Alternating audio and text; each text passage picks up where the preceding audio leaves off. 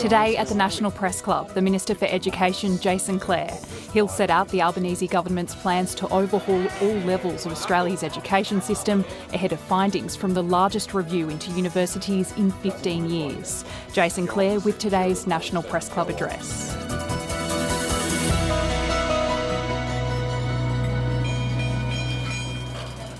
Hello and welcome to the National Press Club and the Westpac Address, coming to you from Ngunnawal and Ngambri country. My name is Julie Hare. I'm the Education Editor at the Australian Financial Review and a board member here at the club.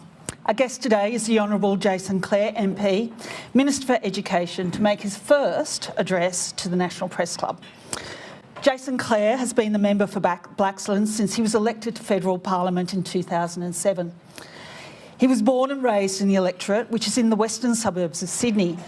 It is Sydney's multicultural melting pot and accordingly takes in some of the great food destinations of Sydney, including Cabramatta and Canley Vale. Having held a number of shadow positions while in opposition, including housing, Jason was the surprise appointment to the education portfolio after last year's election. But he is certainly making his mark. In addition to the Higher Education Accord, of which the Green Paper is being released here today, he also has major reviews into school funding and childcare coming up. He released Mark Scott's review into initial teacher education just a couple of weeks ago, which has been well reviewed, but also got the hackles up of vested interests, which can't be a bad thing.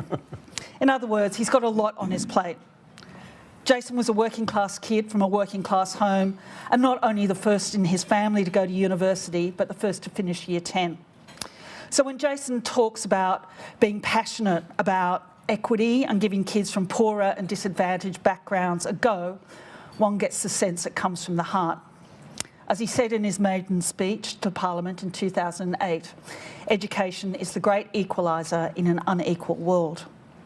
Today we're going to hear about how he hopes to help future generations of kids just like him go to university, while giving universities the policy and funding stability they crave. You can follow the conversation at Press Club Ost or hashtag MPC. Please welcome Minister Clare.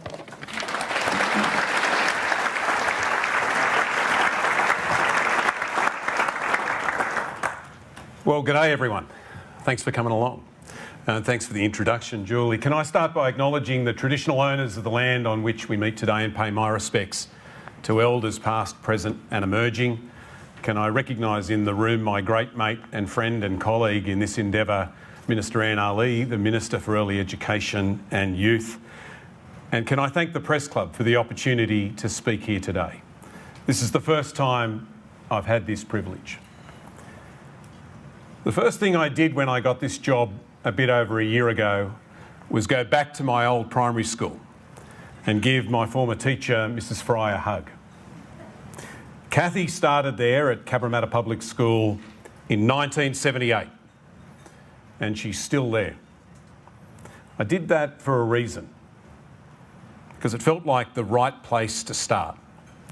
But I also wanted to send a message about what I think is important, and about who I think are important, and about the sort of minister that I want to be. I will never forget where I come from. I'm the first in my family to finish high school. I'm the first in my family to finish year 10. Mum never really went to high school at all. And I know you're watching, Mum. G'day.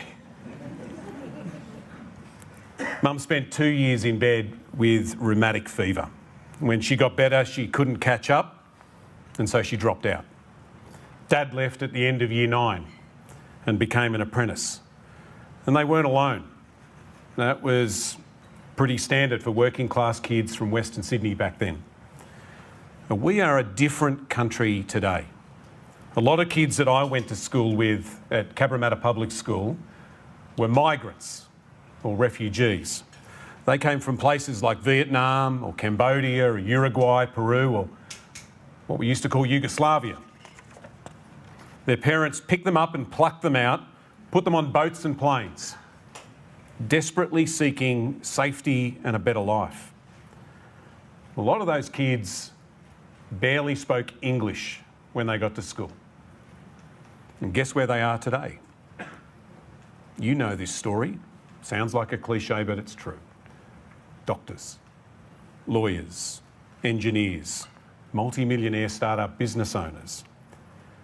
And all of that has left an imprint on me about the power of education, the most powerful cause for good in this country, and what it can do. But if we're honest, it still hasn't made its way into every corner of this country. The truth is that children from poorer families are still less likely to go to preschool than children from wealthier families. And they're all also less likely to finish high school and less likely to go to university. The same is true if you grow up in the bush or the regions, or if you're Indigenous. If you're one of those children, you are 3 times more likely to fall behind at school today. And not just that. 15 years ago, the gap in reading skills of 8-year-olds from poor families and 8-year-olds from wealthier families was 1 year. The gap in reading skills. Now it's 2. And most of those children never catch up. In fact, the reverse happens. The gap gets bigger and bigger with every year at school. It shouldn't surprise you then if I tell you that in the last 6 years, we've seen a drop in the percentage of young Australians finishing high school, particularly kids from poor families and particularly at public schools. In 2017, 83% of students at public schools finished Year 12. 83%. Last year, it was 76%. And all of this is happening at a time where finishing school is more important than it was in my mum and dad's day and more important than it was in my day. Today, it's your ticket to the show. We live in a world today where almost every single job that's being created will require you to finish school and then go on to TAFE or to university. And that means we need more people to do that, not less. Rich, poor, city, bush, black and white. If you want to know what drives me, this is it.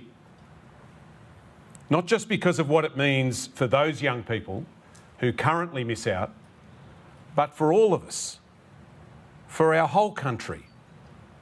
This is one of the big economic levers that we have to pull that will give us the skills that we need to grow and create and compete and win in this century, and to make sure that we grow together, not apart. Almost 1 in 2 young Australians today has a uni degree, but not everywhere. Not where I grew up, not in the outer suburbs of our big cities, not in the regions, not in poor families. Only 15% of people from poor families have a uni degree today. And it's even lower if you're Indigenous. If you're a young Indigenous bloke today, you're more likely to go to jail than to university. And we all pay a price for this. The cost of all of these kids missing out. And this is what I want to change. And that, at its core, is what the 3 big reviews I've kicked off into our education system are all about. The first, into our early education system, led by Professor Deborah Brennan AM and the team at the Productivity Commission. The second, focused on school education, led by Dr. Lisa O'Brien AM. And the third, which we call the Universities Accord, a big and broad review of our higher education system, led by Professor Mary O'Kane AC. 3 extraordinary Australians. They are all here today. And can I thank you in advance for the extraordinary work that you're doing. Each of these reports will individually be important, but it's how they knit together that has the potential to change the lives of people who aren't even born yet, to make our education system better and fairer, and to make our economy stronger and more productive. All 3 will potentially recommend targets for where we need to be and what we need to do, and all 3 will land on my desk in the next 12 months. Today I'm releasing the interim report of the Universities Accord. But because all of this is so interconnected, let me first give you an update on the other parts of the puzzle. This month, our cheaper childcare changes started. And this has cut the cost of early education and care for more than 1 million families across the country. I think most people get now how important what we do here is for workforce participation, particularly for women, and what it means for productivity, getting skilled workers back to work. But it also has a longer-term economic dividend. This isn't babysitting, it's early education. And don't underestimate the value of that. The President of the United States often makes the point that children who go to preschool are nearly 50% more likely to finish high school and then go on to college or to university.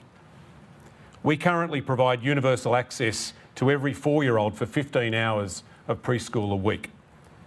New South Wales is taking that to 30 hours by 2030, and Victoria said it'll do that by 2032. Now understand what that means. 6 hours, 5 days a week. It's almost like starting school a year early.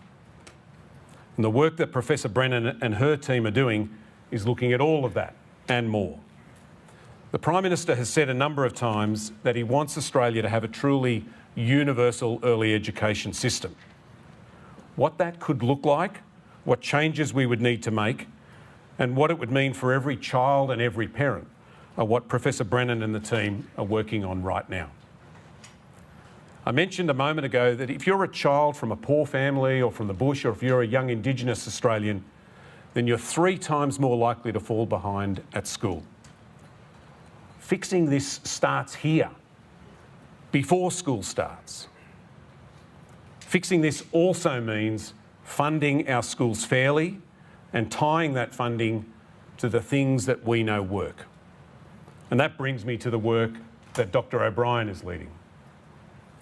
Every non-government school in Australia is either funded at the level that David Gonski recommended, is above it, or is on track to be there by the end of the decade.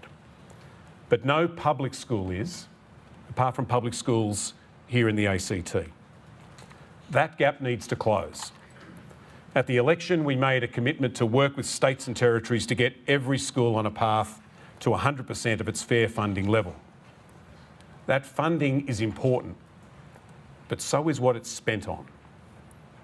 I don't just want to help close the funding gap. I want to help close the education gap that I've spoken about today.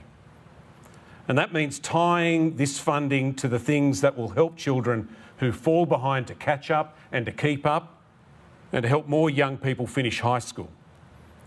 It also means fully funding our most disadvantaged schools in each state and territory first.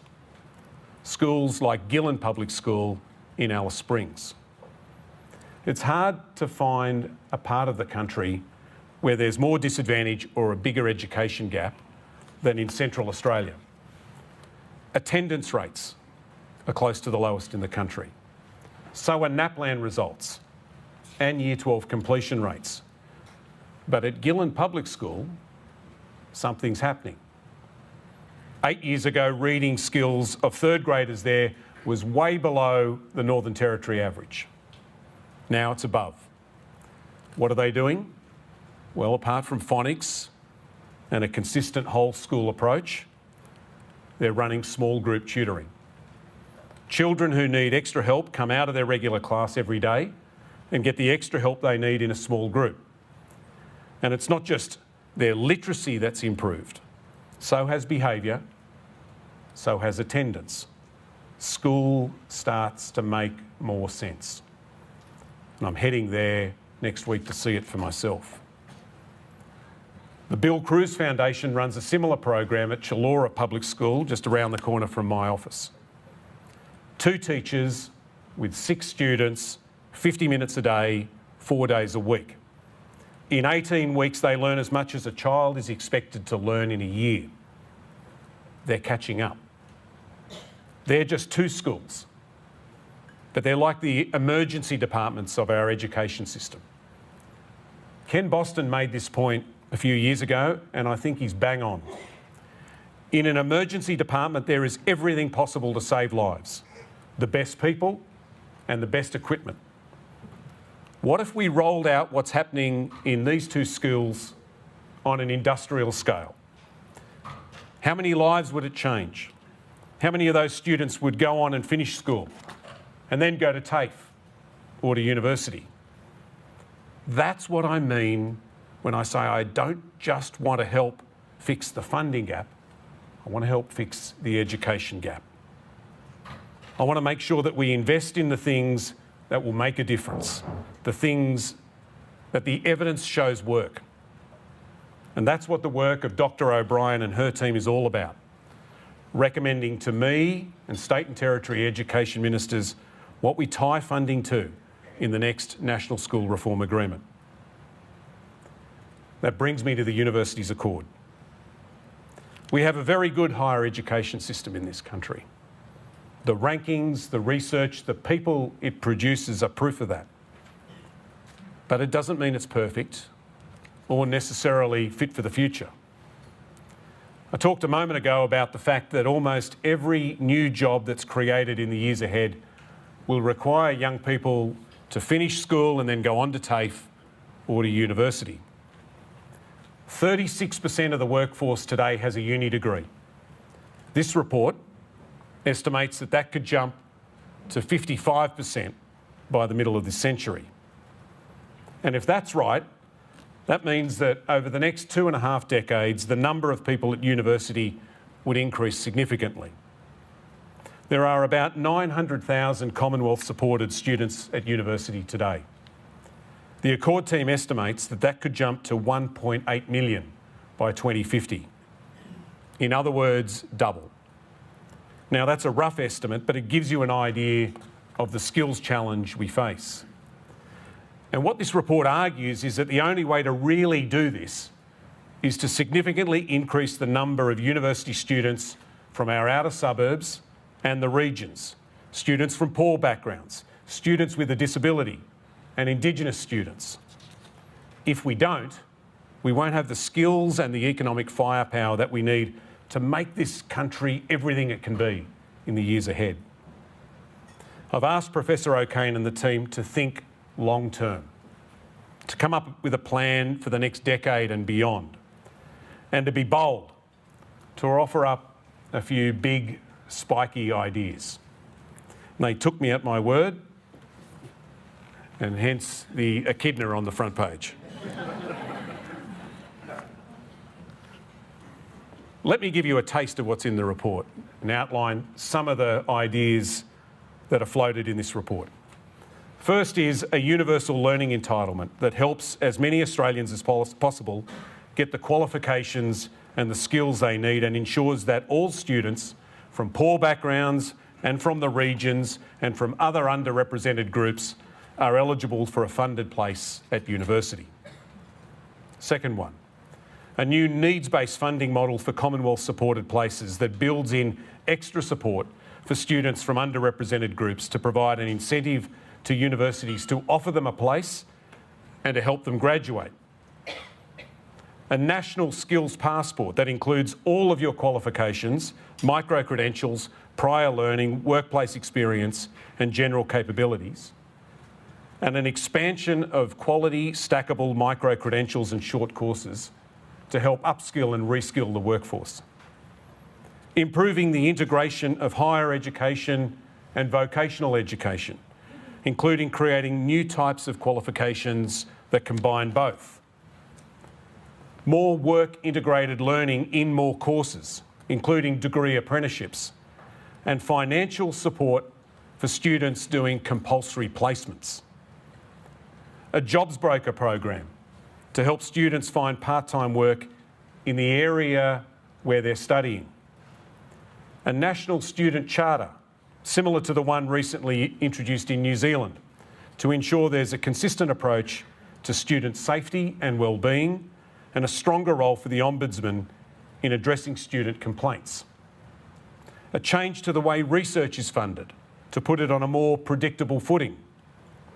A wider range of institutions with different missions, including potentially a second national university that's focused in regional Australia based on the University of California model, a levy on international student fee income that could create a fund, a bit like a sovereign wealth fund, that could do multiple things like protect the sector from future economic shocks and help fund things like infrastructure or research or student housing, and a new tertiary education commission that would oversee the implementation of these reforms, provide long-term advice to government, including where new institutions may be needed, and determine the mission-based funding that each university would get.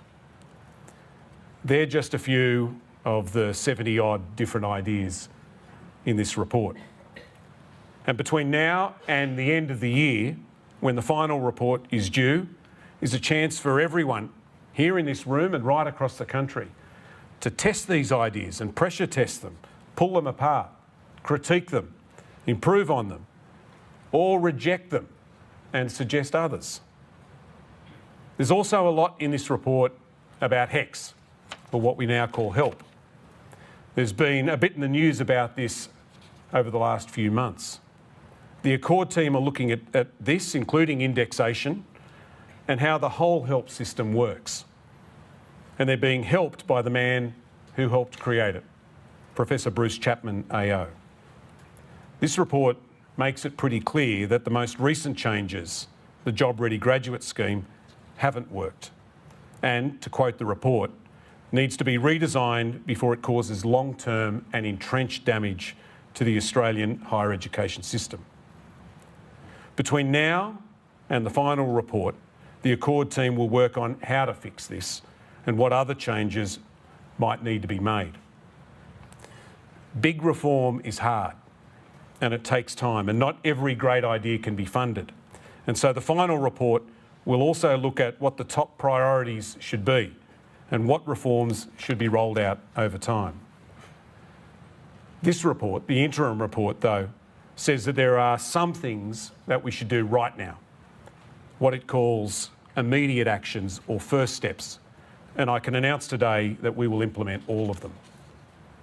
The first is to create more regional university hubs and establish a similar model for the outer suburbs of our cities. The evidence is that where these hubs are, university participation goes up. So does retention. And there are currently 34 of these around the country. We'll double them. 20 more for the regions and 14 in the outer suburbs where the percentage of residents with a uni qualification is low. The second is to abolish the 50% pass rule. The former government introduced a rule that if you had attempted at least 8 study units and failed more than half, that you were not eligible for further Commonwealth support for that course. At Western Sydney University this year, it has already led to 1,350 students being forced to quit, most of them from poorer backgrounds. More than 13,000 students at 27 universities have already been hit by this. Instead of forcing them to quit, we should be helping them to pass. The third is to ensure all Indigenous students are eligible for a funded place at university if they are qualified for admission to the course. At the moment, this only applies to Indigenous students who live in regional Australia. It applies if you live in Townsville, but not in Logan. If you live in Armidale, but not in Mount Druitt. If you live in Port Hedland, but not in Perth. Now it'll apply to all. And doing this could double the number of Indigenous students at university in a decade. The fourth is to extend the higher education contribution guarantee for another 2 years to provide funding certainty to universities as the Accord process rolls out.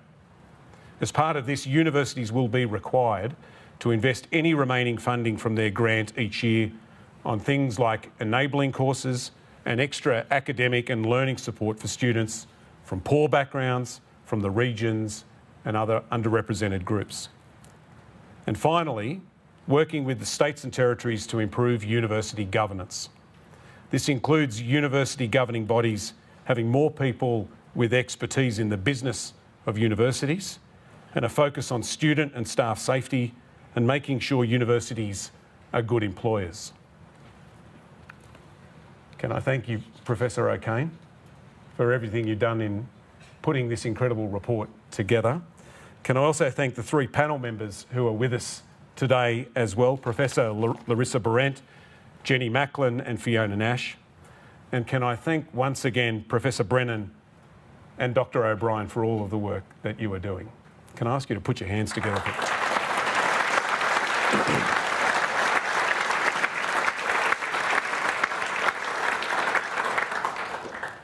I hope you can see in what I've spoken about today the seriousness and the scale of what we're doing and the purpose, the common thread that runs through all of this.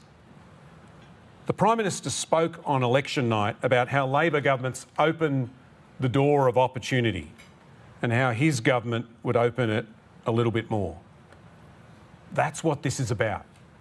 It's what everything I've spoken about today is about, opening the door of opportunity. And it's education that does this, more than almost anything else. It's what I want for those kids in Mrs. Fry's class right now. And it's what makes the next 12 months so important. I don't want us to forever be a country where your chances in life hinge on who your parents are, where you live, or the colour of your skin.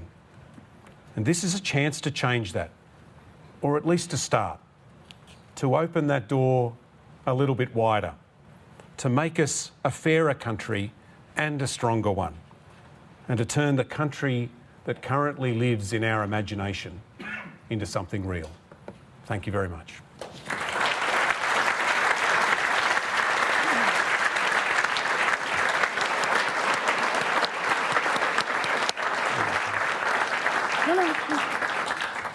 Jason.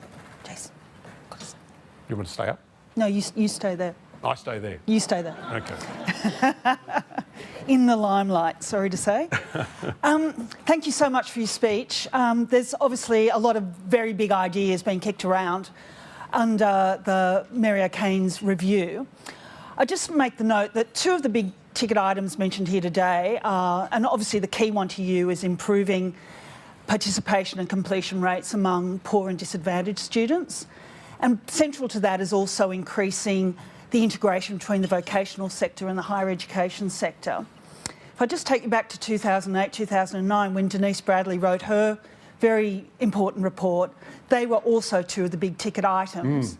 But neither of those major goals have ever eventuated. Participation among rural and regional students is only marginally higher than it was, and the vet and higher ed sectors are still as far apart as they ever were. So what's going to be the critical key to changing this? No, thank you for the question, Julie. Look, I'll take you back further. Whitlam tried to do this. Same with Dawkins, Julia and Denise, all with limited success. What this report says, what Professor O'Kane is arguing is that this is not just the right thing to do, it's what we have to do. The question is how you do it. Now, you can't put all of the obligation at the front door of university. We're not going to tackle this problem if we think that we can solve all the problems at the door of university when someone turns 18. That's why I spent so much time and attention in my speech today talking about what we're doing in school education and early education. Unless we fix some of the problems there, then you're not going to fix this. If children from poor backgrounds are 3 times more likely to fall behind at school, and they're more likely to not finish high school, what chance do we have of them going on to TAFE or to university? If children from poor backgrounds are less likely to go to preschool than other children in Australia, and going to preschool is what sets you up for success, then what chance do we have of those young people making it all the way through the school system and then going to university? That's what I mean when I talk about the common thread.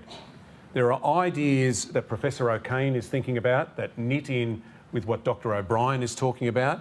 There are ideas that Professor Brennan is working on with the Productivity Commission that will make what the Schools Review is doing a success as well. Unless this all works together, then the outcome that we want to achieve won't happen. Professor O'Kane talks about having population parity by 2035 in this report.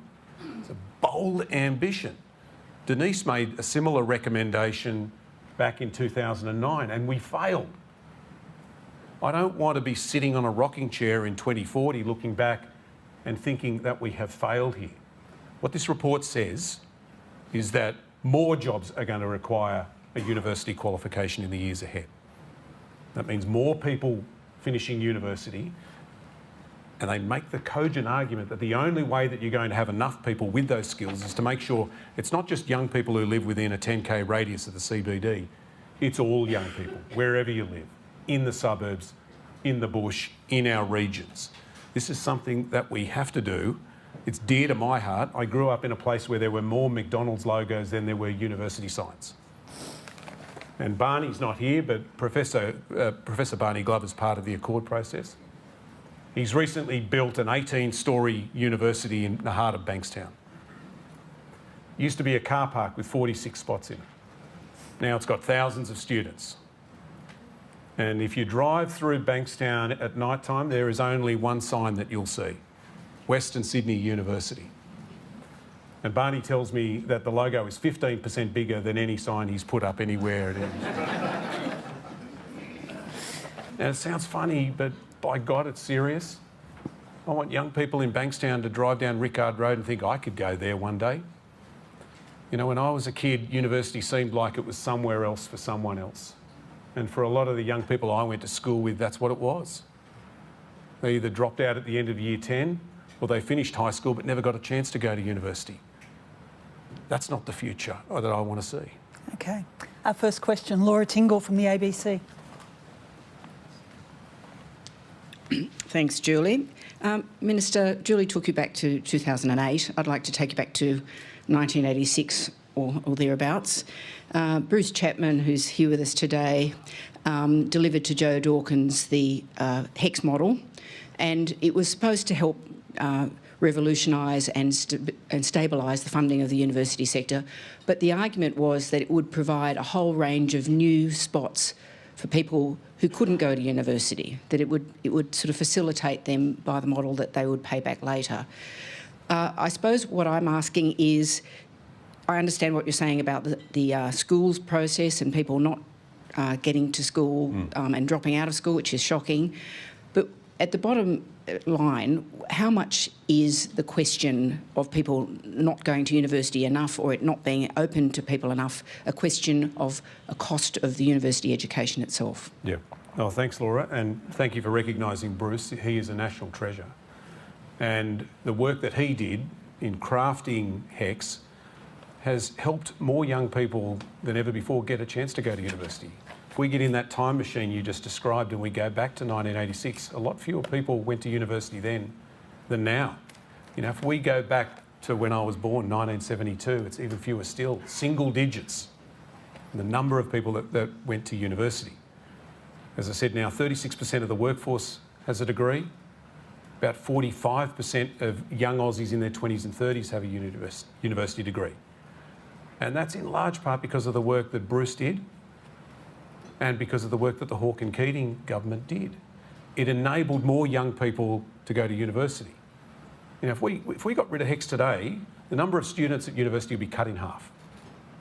And that means more young people missing out. This report says we need more people to go to university, not less.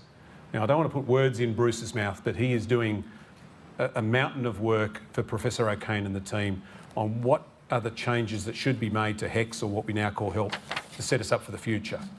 It has done great things to help expand our university system over the last few decades, but some of the changes that have been made in the last few years aren't working. And here is an opportunity with the architect of HEX for us to make changes that will set us up for the next few decades. But is it a question of cost, or to what extent is it a question of cost? Cost is part of it. So is the cost of living. You ask a lot of students and they'll talk to you that with an income contingent loan, they don't make a decision about what they're going to study based on what the cost of the degree is, but they will make decisions about going to university around the cost of living. And then there's the cost of those kids I spoke about missing out. Young people from the suburbs, young people from regional Australia, young Indigenous people, We need to set up a system that's sustainable for the long term that helps all young people get a crack at university.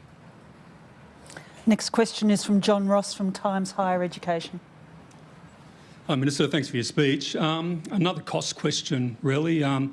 Fantastic that the government has agreed so quickly to implement those 5 immediate recommendations from the panel. Even better if it could fund a lot of those spiky ideas you mentioned. What are the chances? Well, first, John, thanks for coming along to my old high school yesterday, County Vale High. I got to show you around. It's changed a little bit since I was there. The purpose of the next couple of months is to have a debate. You know, part of the reason that I said to Professor O'Kane is I want some big spiky ideas is I think an interim report is a perfect opportunity for us to do 2 things. One, crack on with the things that have to happen now, and that's what those immediate recommendations are about. And then secondly, have a real debate here. I want to build a consensus for reform amongst universities, unions, business, students, everybody that's got a stake in this. And the opportunity we have now, between July and December, is to have a genuine, good, constructive debate about these ideas. Tell us what you think. Tell us what you like. Tell us what you don't like, because that will do a mountain of good for the work that the Accord team are doing to work out what they might recommend to government at the end of the year. And as I said in my speech, we won't be able to do everything. Well, we won't be able to do everything right now. And so what I'm expecting to see in the final report is a bit of a timetable or a sequencing of priorities so that we can identify what are the things that we need to do in the next 4 or 5 years, what do we need to do over the course of the next 10 years, and what are the things that we need to do in the decade after that. Next question, Sarah Ison from The Australian. Hi, Minister. Thank you for your speech. As you said, we're going to have some time to hear what everyone thinks about this. But can I ask you what you think about the idea of the levy on international student fees and the concern that this would be a tax on high achieving unis, as has been raised as one of those concerns? And if I may, sorry, Jules, also just on getting more disadvantaged students to go into university, would you ever rule out the idea of means testing so that students from disadvantaged backgrounds don't pay exactly the same as maybe a student from a very affluent background? I'm going to disappoint you and not spike the spiky ideas on day one. I genuinely want this debate, and I do want people to think, particularly about this levy. Some people will say yes or no. Other people will say, well, how would you raise it? How much would it raise? What would you use it for? Government can't fund everything. And there are things that people in this room want funded, whether it's research or whether it's more infrastructure, whether it's student housing. And I gave those as a couple of ideas in my remarks. There'll be others that are on the minds of people in this room. And so I genuinely want people to have a conversation about, one, is it a good idea or not? And two, if it is an idea that's got some merit, then what might it look like and what might it do? And on the possibility of ever seeing a means-tested system, what do you think about that? Well, I guess take you to the ideas that are in this report.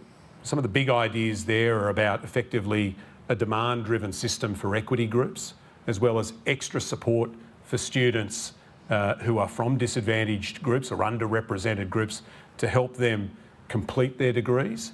There's other ideas there as well about funding placements, providing support for students who are doing compulsory placements. I talk to lots of students, whether they're teaching students or nursing students, who talk to me about placement poverty, about having to give up their part-time job in order to do the work they have to do in a hospital or in a school to qualify for their degree. And that's one of the things that I think deserves a lot of attention and a bit of a conversation in the community about the value of in the months ahead. Thanks. Natassia Chrysanthos. Thank you, Minister. So we've heard that this is a report about ideas, but one of the things that the report is pretty unequivocal about is its assessment of the former government's Jobs Ready graduate program. The report said it would cause long-term and entrenched damage to higher education if it continued. It was having a particular impact on female and Indigenous students, and your sentiments in your speech reflected that as well. Yeah. So is your government committed to scrapping the scheme, and will we see student fees for humanities degrees come down? I pretty much said the same thing in the speech, that it hasn't worked. You know, the intention the government had was by changing the rates that you would create an incentive for some students to do teaching and nursing rather than arts. We've got more people studying arts today than we did a couple of years ago, and that in a sense makes sense because people make a decision about what they want to study not based on what the cost is, but what they're passionate about, what they love, what they want to do in the future. There's also a disincentive built into the Job Ready Graduate Scheme. Vice-Chancellors in the room will tell you that while it was designed to create an incentive for students to study certain things, it created a disincentive for universities to offer those courses that the government deemed so important. So yes, the report says that there needs to be changes here, but it is one part of a bigger piece of work that Bruce and Mary and the team are doing here to make sure that we set up our HEX or HELP system for the future. So I think that in the course of the next couple of months, you're going to see a lot more work by this panel on what that model might look like. But that concept of differentiated fees based on the course, are you committed to getting rid of that? I shouldn't preempt that. Have a look at some of the submissions that some of the groups in this room made. Different groups have got different ideas about whether you get rid of it altogether, whether you have different types of differentiation. Some very eminent people that work in this area have said, look, you need a model here that makes sure that everybody pays off their HEX roughly at the same time. And because different people do different jobs when they leave university and earn different incomes, you need a model that works for that.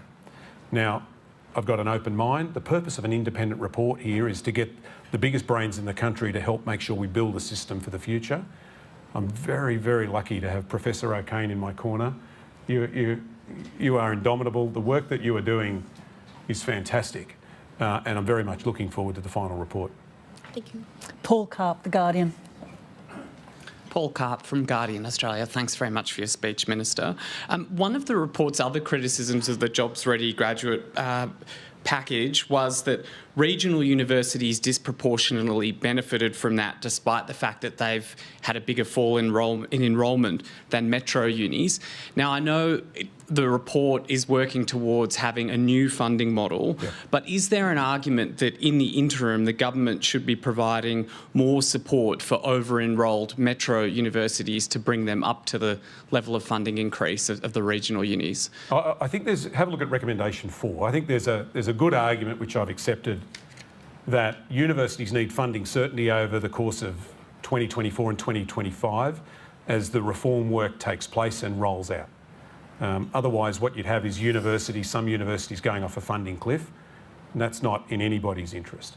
But what I do want to make sure happens is that if you have some of those universities that you've described in regional Australia, where they may not use all of that funding, then whatever money's left over needs to be used to provide extra support for students from poor backgrounds, students from the regions, students with a disability, to be able to make sure they finish their degree. Remember recommendation 2 that talks about the 50% rule? It's hitting those universities hard and the students that are there. But if we're going to get rid of that rule, we've also got to make sure that we're providing the support students need to pass. And that's what that funding is about. That's why it's so important as we work on the broader reform plan. With respect, the question wasn't about taking money off the regional universities. It was, if we all agree that we need more people to go to universities and the metro unis are getting less funding growth than the regional unis, should they be brought up to that standard? Well, they get some of that out of the extra 20,000 places that we're rolling out in the budget over the next 2 years, this year and next year.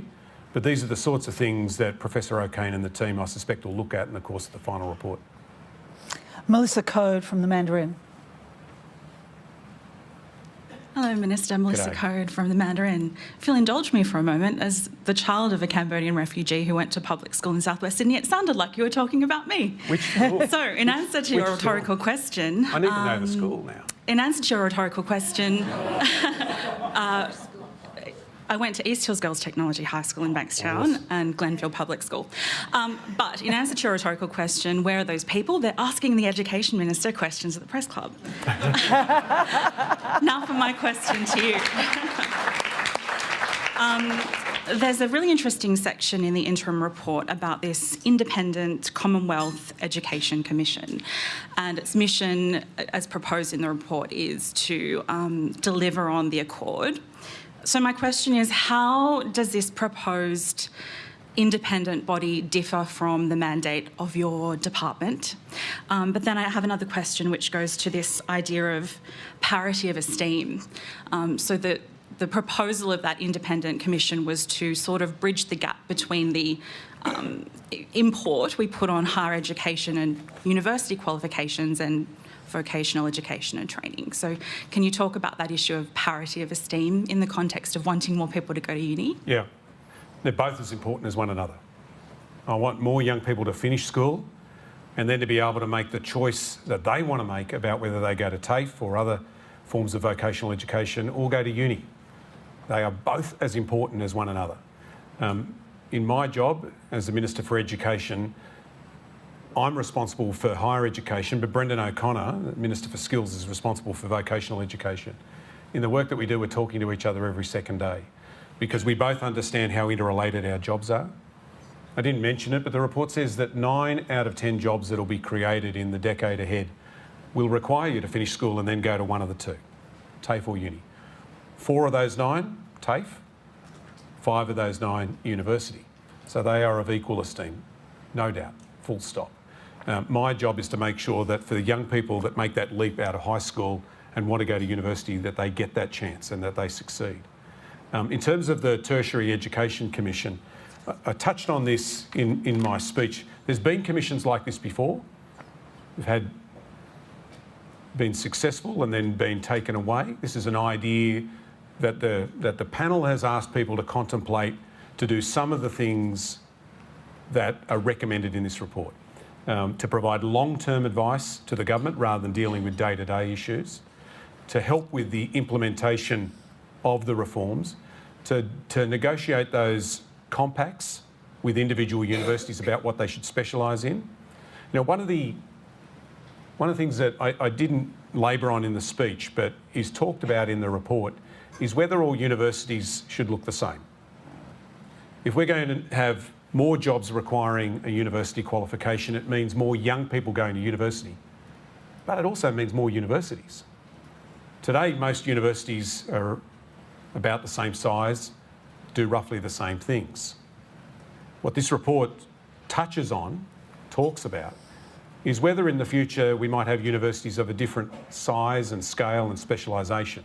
And one of the things that this commission could do is play a leading role in helping to shape that through the agreements it strikes with universities, but also through the work it might do in identifying where new universities should be. And just on that point, because so much of the report goes to the democratisation of access to higher education, if you do set up more specialised institutions, how are you going to make sure that that's accessible to everyone demographically across the country? Yeah, well, I talk about those hubs that are recommendation 1. In a sense, I see them as beachheads for where universities could go in the future. It is a good start to make sure that that university sign is closer to where people live. But a fully fledged campus is even better. So that's one of the ways to do that. The other, just to sort of circle back to your first question about the importance of vocational education and higher education, is how you knit the two together.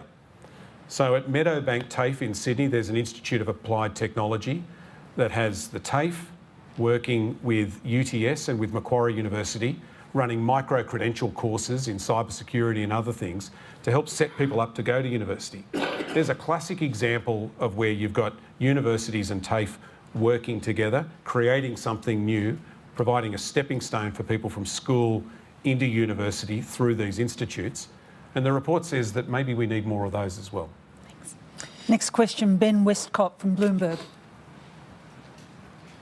Hello, Minister. Thank you for your speech. Ben Westcott from Bloomberg.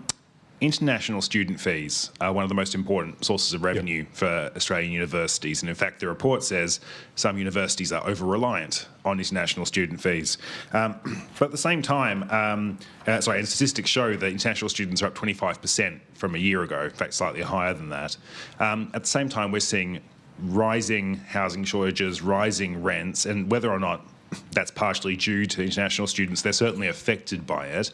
Is it fair for us to keep welcoming growing numbers of international students when they're coming to a country where they are paying very, very high rents, so high in fact that some of them are spacing out their courses to work to afford to pay the rent? Well, you're seeing domestic students do that as well.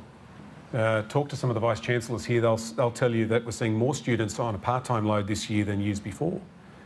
And a part of that is paying the bills. You know, the housing crisis that you touched on here is a challenge for all Aussies. International education is a national asset. You know, this is the biggest export that we don't dig out of the ground. And it makes us more than money, it makes us friends. You know, when you come here and you study in Australia, you fall in love with the joint, you take that love and affection back home with you when you go home. And this report, to its credit, talks about the soft power diplomacy that international education provides. Now, in the teeth of the pandemic, a lot of students went home. The former government politely encouraged them to go home. They're now coming back. But just to give your question some context, we still don't have as many international students in Australia as we did back in 2019. And as universities, and some of them are in this room, think about what international education looks like in the years ahead. It's not just students coming from one part of the world to Australia to do a university degree here. It might be doing half the degree in their country and then half the degree here. But it also might mean the universities in this room setting up campuses overseas. So Wollongong and Deakin are doing that in India, the first universities in the world to be given accreditation by the Indian government. See Ian here from Deakin. Good work, mate. And Deakin is also off and running with Western Sydney University and Central Queensland University, Nick's here as well, to set up in Indonesia. That's part of the future here. Not every young person living on the other side of the world has the wherewithal or the means to fly to Australia, pay the rent, and to be able to do a uni degree here. But we have the wherewithal to take our skills and our expertise to the world. And that's what our universities are starting to do. Thanks. Next question, Maeve Bannister from AAP. Maeve Bannister from AAP. Thanks, Minister, for your speech. An immediate issue facing graduates at the moment is the high levels of indexation on student debt, which you mentioned had been in the news quite a bit this year. Why did the government opt not to address issues with that this year, given that it was going to be the highest ever level of indexation? Is there a plan to do so in the future? And why should people study at university if it seems like they'll be left behind when they graduate? Oh, look, don't create that impression in people's minds, please. You know, put your hand up if you went to university in this room. Now, put your hand up if you regret going to university. I just thought of that off the top of my head, but I thought it's a fair bet I'll get the right answer. Seriously, I don't want Aussies thinking that it's not a good idea to go to uni. I said in the Parliament that the average income of someone with a uni degree is 100 grand. The average income of somebody that has finished year 12 and doesn't go on to TAFE or uni is 70 grand. That's a big difference, 30 grand a year, every year of your working life. The average uni debt in Australia at the moment is $24,000. And I get that indexation issue is an important one. That's why we referred it to the Accord panel. And I'm asking them to look at that. And as part of that, to look at how that indexation process works. When the indexation actually happens, it strikes me as pretty strange that the ATO would do that work based on what your debt was 11 months before they actually make the decision. And so the ATO is looking at that, working with my department, working with the Accord team on that. There's also things in this report around APRA and the way in which they operate that the Accord team's looking at. So yes, it's important, but it's part of a bigger piece of work about the way HECS works now and the way it can work in the future. But I want everybody that's thinking at school right now about what they want to be when they leave school to think about TAFE, to think about university, and to think about it as a good deal and a great opportunity, because it bloody well is. Dan Jervis-Barty from the West Australian. Thanks for your speech, Minister. Can I ask you a question about students with a disability? Your colleague Bill Shorten has spoken at length about the need for the states and territories to step up and provide support and services for students for one of the reasons is to ease the pressure on the NDIS. Have you spoken to your state and territory colleagues about this issue? And if so, what areas would you like to see them step up in? And do you envisage a situation where federal funding could potentially be tied to states and territories doing particular things to support students with disability? The short answer is no. I've had a couple of chats with Bill about it. We haven't had it on the agenda for education ministers at the moment, but I guess that issue more broadly is within the scope of the work that Dr O'Brien and their team are doing in terms of making sure that as we fund schools fairly, that we're tying funding to the sort of things that are going to make a difference. Next question, Natalie Vikrov from the Canberra Times. I'm sorry. Hi, Minister. Thanks for your speech. Natalie Vikrov from the Canberra Times. The report released says that Australia should explore creating a second national university. It would be a national regional university. Does this suggest that the Australian National University and current regional universities are not adequately serving the rural and regional populations? No, absolutely not. I think what the report says is that if you develop a university model like this, that it would create a university system of scale that might attract more of the best and brightest students and academics from the rest of the world to come and participate. It might reduce some of the cost centres that exist in all of these different universities that you can do by centralising some of those services, but it absolutely does not suggest that at all. Thank you. Sophia Tariq from SBS. Thank you, Minister. Sophia Tariq, SBS. The government has flagged education as one of the 4 key areas it wants The Voice to advise it on. How would that practically work? How would The Voice advise you as Minister on education policy? The Voice is about 2 things.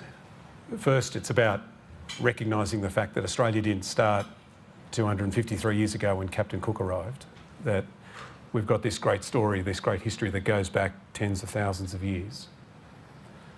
It's also about listening, that when you listen, you make better decisions, better use of taxpayers' money. The No campaign seems to be based on this idea that everything's okay, that the status quo is all right, that all the best ideas exist in Canberra, that politicians know best. The evidence suggests otherwise. We have not got this right. If you're a young Indigenous person today, you're more likely to die at childbirth than the rest of us. You're more likely to take your own life than the rest of us. You're more likely to drop out of school than the rest of us. You're more likely to go to jail than to university. Cost of having somebody incarcerated in our prisons for a year is 120 grand. The average cost of a CSP per year for a student at university is $11,000.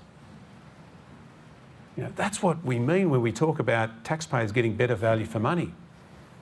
By listening to people, you make better decisions. This report wasn't made up in my head. I sat down and listened. I asked experts, including eminent Professor Larissa Brent, who knows more about this area in terms of how you help more Indigenous young people get to university than anybody I've ever met. Getting eminent people to talk to the rest of this room and beyond about what are the ideas that we need to take up to ensure that we have a better higher education system in the future than we have today. And in a sense, that's what the voice is all about. Now, what we have in this report are ideas about how you get more Indigenous people into higher education. And we've committed today to rolling out that demand-driven system for all Indigenous people, whether you live in the city or whether you live in the regions.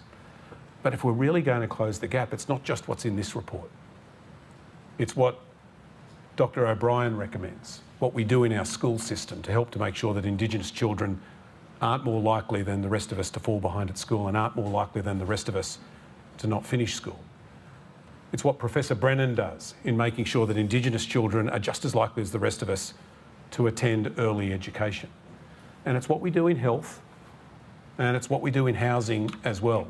And a voice that can provide us with that general advice about sweeping ideas right across the board, in particular in education, that can help to make sure that one day someone doesn't stand here at this lectern and says that a young Indigenous boy today has a better chance of going to jail than to university.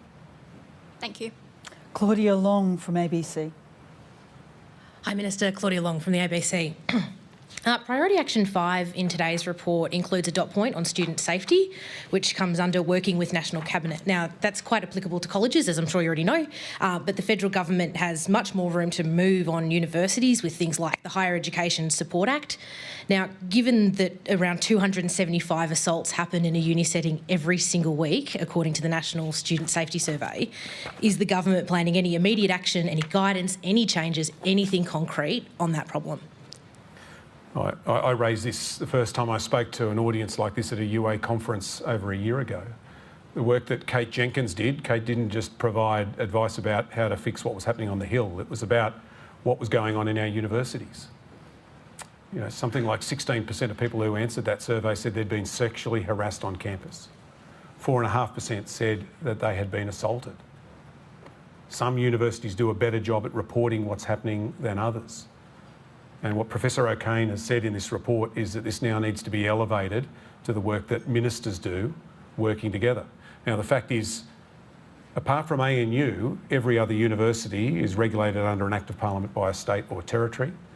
And if we're going to make real and meaningful change, raise the bar, lift the standards of what universities are expected to do when it comes to paying their staff properly, or whether it's the safety of students and staff in our universities, or the composition of their boards and councils, then this is work that should be done by ministers, including myself, working with universities on it. So it starts today with me sending a letter to all education ministers across the country about the need to start work on this. That letter goes off today. I expect that this will be on the agenda of the next Education Ministers meeting when we meet very soon. Respectfully though, Minister, sorry Julie, you can act in some ways on this without National Cabinet, and I get that you want to work with them to make this better, but given that this week 275, next week 550, the week after 825, that number climbs very quickly. Is this something that the federal government is willing to use all of the powers that you have at your disposal without National Cabinet to act on before those numbers get even bigger? Look, I guess what I'd say is don't underestimate the seriousness with which I take this, or my willingness to act. But the recommendation here is that this is the way to do it, and I want to implement that recommendation. Next question, Nick Stewart from Ability News. You referred to the terrific opportunity that you're giving people with disability who fail a number of subjects to reset them. That's something that the people with disability will welcome with open arms, but they'll be trying. The government will be paying for this in the meantime. What evidence is there that the universities will be changing possibly their way of teaching to assist people with disability, or is that what you were talking about when you were talking about specific areas and specific new universities perhaps that are dealing with supporting particular groups that need extra support? Nick, I think we're seeing it already. I suspect if some of the Vice-Chancellors here grabbed the mic, they would talk about the way online learning has helped students with a disability through the pandemic. Online learning wasn't crash hot for everybody, not at schools, not at university, but if you're a person with a disability, some of the evidence, and it's borne out in this report, is that people with a disability benefited from that online experience. Talk to Professor Paul Harper from Queensland, one of the great disability advocates in the university sector, and he'll tell you the same thing. Paul's part of the ministerial reference group here to provide us with advice to make sure that we get this right. Okay. On that note, it seemed like an abrupt end, but everyone, please join me in thanking Mr. Clare.